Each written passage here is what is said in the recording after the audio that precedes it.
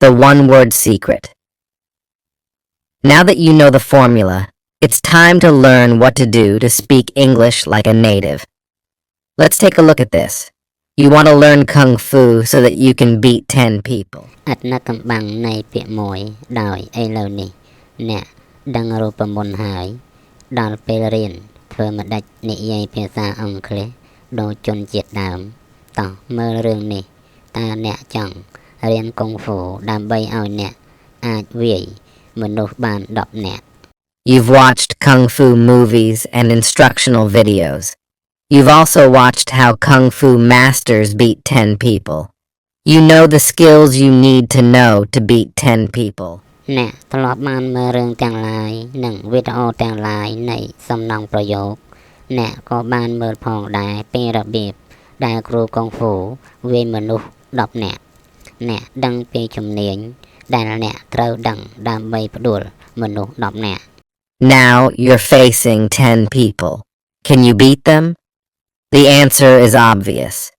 If you want to beat 10 people, just knowing how will not let you beat them. ឥឡូវនេះអ្នកកំពុងប្រឈមមុខនឹងមនុស្ស10នាក់តើអ្នកអាចវាយពួកគេបានទេចម្លើយគឺជាក់ស្ដែងបើចង់វាយមនុស្ស10នាក់អ្នកគ្រាន់តែដឹងធ្វើម៉េចនឹងមិនឲ្យអ្នកវាយគេទេ In order to beat them, you'll have to practice your Kung Fu. You'll need to build up your muscles, harden your fists, stretch your legs, aims your kicks. ដើម្បីផ្ដួលពួកគេអ្នកនឹងត្រូវហាត់ក្បាច់កុងហ្វូរបស់អ្នកនឹងត្រូវកសាងសាច់ដុំរបស់អ្នកពង្រឹងកណ្ដាប់ដៃរបស់អ្នកលាតជើងរបស់អ្នកតម្រង់ជើងរបស់អ្នក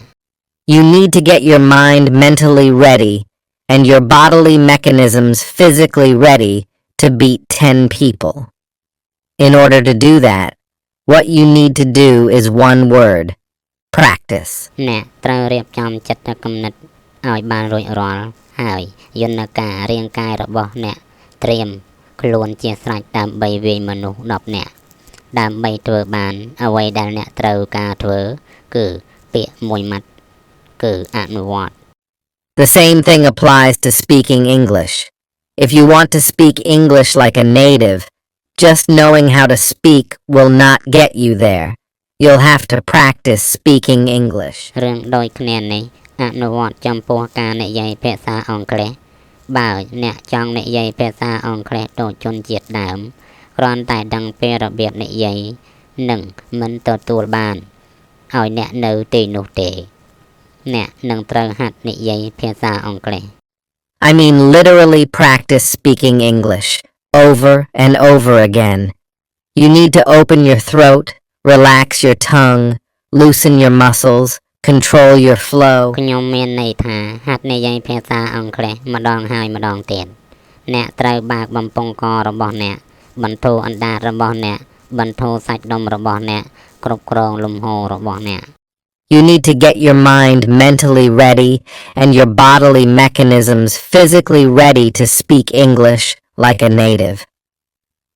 In order to do that, what you need to do is one word: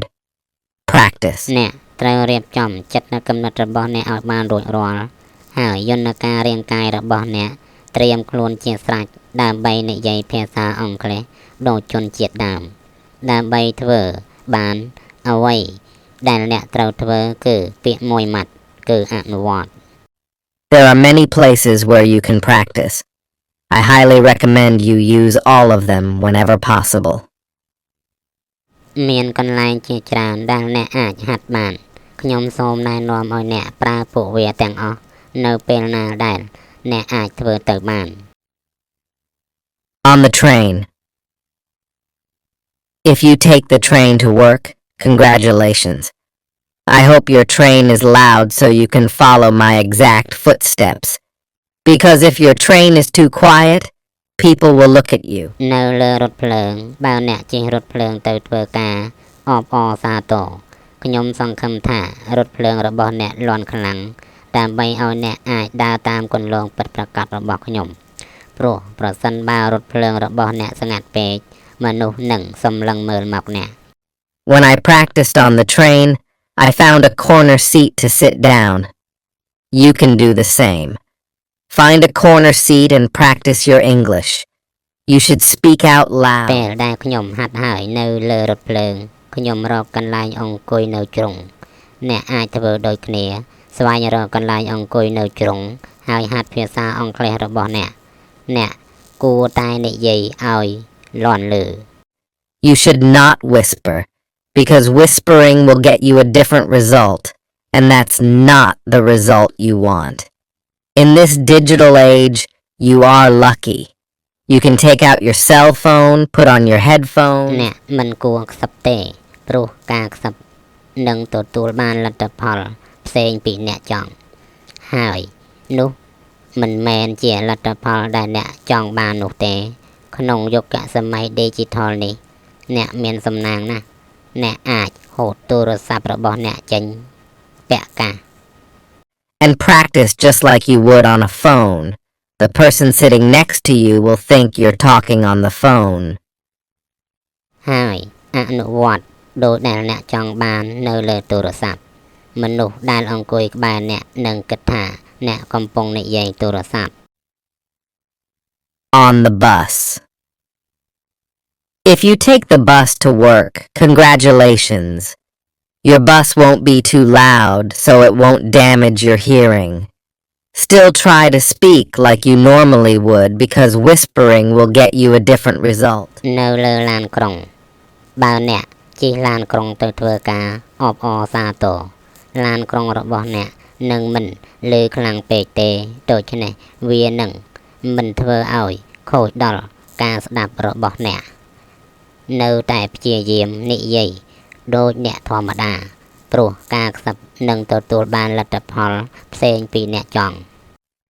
Whispering will train your tongue and lips, but will not train your throat, your diaphragm, stomach, tone, volume, and airflow. Remember though, in order to be fluent, you'll have to practice in other places where you can speak out loud. ការខ្សឹបនឹងបង្ហាត់អណ្ដាតនិងបបោមាត់របស់អ្នកប៉ុន្តែនឹងមិនបង្ហាត់បំពង់កធ្យាក្រាមក្រពះសំឡេងបរិមាណនិងលំហូរខ្យល់ឡើយសូមចងចាំថាដើម្បីស្ទាត់ដល់ជំនាញអ្នកនឹងត្រូវហាត់នៅកន្លែងផ្សេងទៀតដែលអ្នកអាចនិយាយខ្លាំងៗបាន In the car. This is by far my favorite place to practice my English. There is a lot of freedom in the car, and you can go full throttle when practicing. When I later got the chance to practice in the car, I practiced everything I heard. នៅក្នុងរថយន្តនេះជាពិតណាស់កន្លែងដែលខ្ញុំចូលចិត្តបំផុតក្នុងការ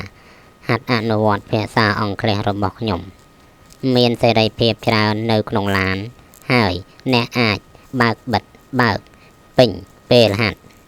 ពេលក្រោយខ្ញុំមានឱកាសហាត់ក្នុងឡានខ្ញុំបានហាត់គ្រប់យ៉ាងដែលខ្ញុំបានស្ដាប់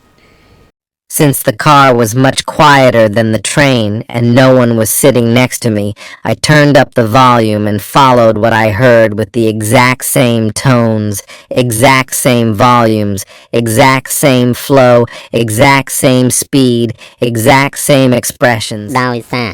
ឡានស្ងាត់ជាងរថភ្លើងហើយគ្មានអ្នកណាអង្គុយក្បែរខ្ញុំបានបើកកម្រិតសំឡេងហើយធ្វើតាមអ្វីដែលខ្ញុំបានស្ដាប់ដោយសំឡេងដូចគ្នា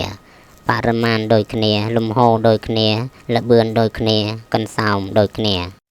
Exact same everything. In addition, I got to use my hands to help me express my feelings.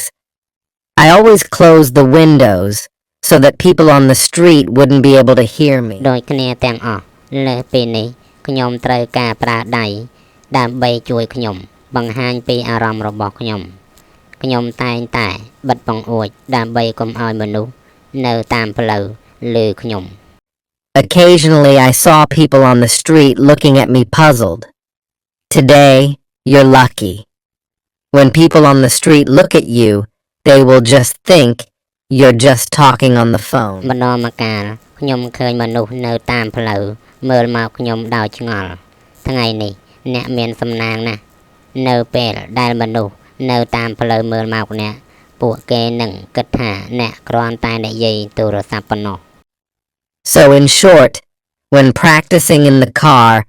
just follow with the exact same tones, exact same volumes, exact same flow, exact same speed, exact same expressions, exact same everything at full ដូច្ speed. នេះសរុបមកពេលអ្នកហាត់ក្នុងឡាន